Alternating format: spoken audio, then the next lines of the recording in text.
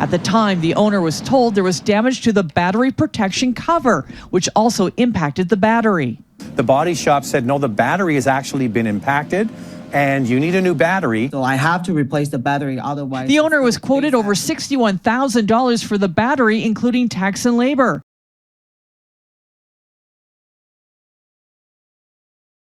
Hello everyone, welcome back to another episode of Parts Talk. Thank you for joining me. I appreciate each and every one of you. Transitioning is never easy, especially when it's by force and not by choice.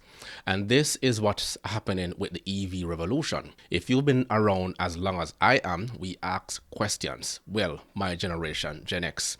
But we also have the required data, statistics, and analysis to go along with those questions. Now, this is another news report on how a couple who bought a used EV only to be left out in the cold when the battery of that EV needed replacement. But before we get into this video, if you like content like these, please hit that subscribe button and you will be notified whenever I drop a new video. Let's begin. Well, if you're in the market for a new electric vehicle, you may want to have a checklist before you enter the dealership, especially around battery replacement cost. One BC EV owner was shocked when he discovered the price of replacing his EV battery was going to cost more than the value of the car. With more, let's bring in Consumer Matters reporter Ann Drewa. Ann? Thanks, Sophie. This story was first brought to our attention by two BC-based auto journalists. Like many, they were stunned to learn how much an EV battery can cost to replace. Now they're sharing their findings with Consumer Matters, hoping to help future EV owners. Boy, have we got a story to tell you. It was a story that shocked auto journalists Zach and Andrea Spencer, a Vancouver area electric car owner who discovered the cost of replacing his damaged EV battery would cost more than his vehicle brand new. We were shocked by how much this battery costs. Zach and Andrea Spencer have been following the EV owner's ordeal ever since he reached out to them. Zach says the nightmare began for Kyle Sue, and he says he was on a road trip in BC's interior and ran over something while driving his 2022 Hyundai Ioniq 5 fully electric vehicle, similar to this one. At the time, the owner was told there was damage to the battery protection cover, which also impacted the battery.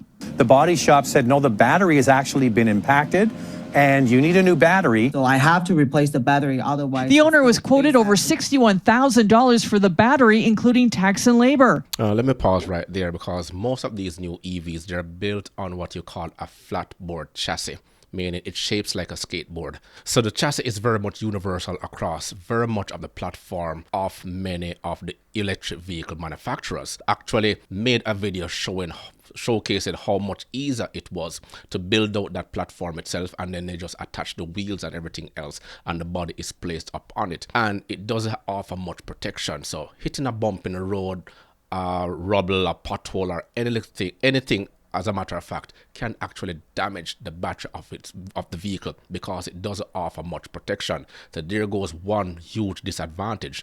Oh, and they're using CDK Global, formerly ADP.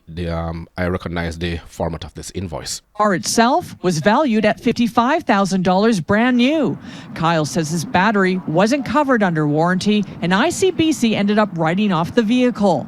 The corporation telling Consumer Matters the total cost of repairs to the vehicle, including tax, installation, electrical resets, and a new battery, would have been over $65,000.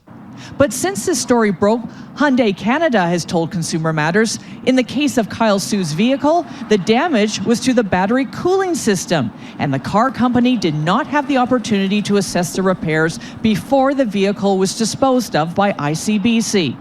And if you actually go online and get a schematics, a layout of how the chassis is formed, the chassis actually has a lot of components right across the platform of the vehicle itself. So you're basically driving on the electrical symmetrics of the vehicle, much like the cell phone. Once you open that cell phone and that platform is right there, everything technological is implanted into what you call a motherboard. The battery itself is like the motherboard of the vehicle. So any slight damage right there and then, you're looking to replace the entire battery. $65,000 is a shock that they actually got. But Hyundai Canada also told us the battery in the case of this vehicle required replacement due to impact damage, which is not a defect in manufacturing. Thus, the replacement was deemed not covered under the warranty. Hyundai Canada also stating the quote provided by the dealer to Mr. Su to replace his battery was due to a system process producing retail prices automatically, which were calculated incorrectly for that specific battery. As soon as we were made aware of this issue 4 weeks ago, we remedied this issue in our system. The automotive manufacturer also says the cost to Hyundai Canada for a new EV battery can span from $8,000 to $35,000. Still, for the Spencers, this story serves as a cautionary tale to ask questions before you buy a vehicle. Again, what you're seeing here is mainstream media has to be reaching out to the manufacturer in order to get compensation on behalf of the customer who actually bought this vehicle. But if you're in the market for a used vehicle, you're left out on your own because there is no form of repercussion, compensation, repatriation, whatever you want to call it. You're on your own, and then you're going to have to find another way, another method of putting that money set aside for circumstances like these, because the vehicle it's out of warranty. No one will be there to help you. Well, mainstream media is there, of course. Impact the battery. How is it assessed? What are the processes in place? And then finally, both Zach and I recommend gap insurance or replacement insurance. Checklists aside, Zach Spencer says consumers deserve better. Buying the car is one thing. What are you going to do for people after that? That's the real wake-up call for the entire industry, not just Hyundai.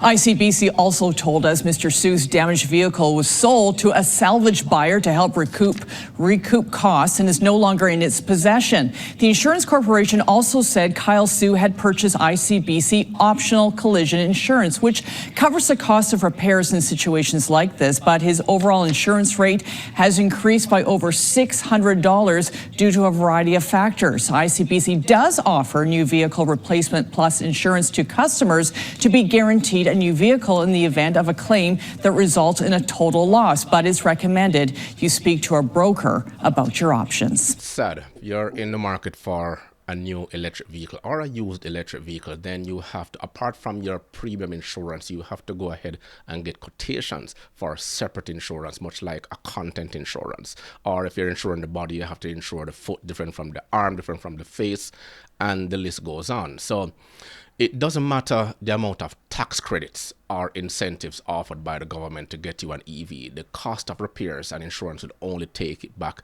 in the long run. And this is why I concentrate on the after-sales side of the car business. What is the cost of ownership? This should be done before buying an EV or any other car for that matter. Always do your due diligence and compare various models. The bottom line is EVs are the future. The transition will not be cheap, and the ratepayers at the charging stations and the taxpayers will pay for that revolution, whether you buy an electric vehicle or not. In a previous video, I showed that in the state of Pennsylvania is introducing an EV tax on everyone who actually buys an electric vehicle, and there are many more to come. And another story I brought was that over there in California, the governor, Gavin Newsom, was begging owners of electric vehicles to charge during a particular period because the electric grid could not handle the overcapacity of everyone charging their EVs at the same time.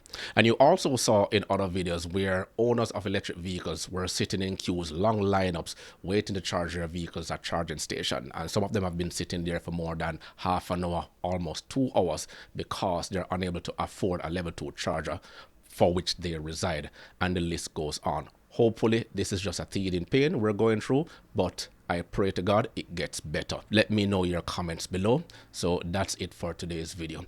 Remember to grab a copy of my ebook, The Parts Manager Guide. Please smash that like button on your way out. It will only take you 1.5 seconds to do so. Until next time.